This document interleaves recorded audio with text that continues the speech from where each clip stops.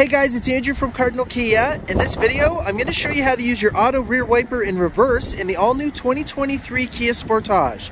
I have in front of me here an EX Premium all-wheel drive in steel gray with carmine red interior. Let's get started. Okay, so to start us off, we're going to head into the 12.3-inch infotainment screen.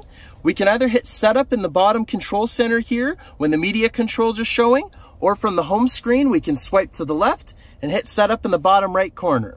Then we're going to go into vehicle, and then on the left, we're going to scroll up and go into convenience. And then in the center, we're going to scroll up, and then you see auto rear wiper in reverse. So just like it says, it activates the rear windshield wiper automatically when the front wiper is on and the gear is in reverse. So I'm going to go ahead and check mark that on. So now I'm going to turn on the front wipers. So I'm going to put them into the low position so they keep moving.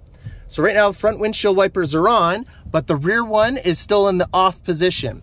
So if I were to go put the vehicle into reverse, you're going to see the rear wiper is just going to start going for you. So just to help to provide better visibility on a day it's raining, or maybe you forgot to turn on the rear wiper. And then if you go to put the vehicle into park or into drive, the rear will stop, but the front will keep going because that's still turned on. If you're not a fan of that feature, that's okay. We can just go ahead and check mark it off, and then that way it will not do that.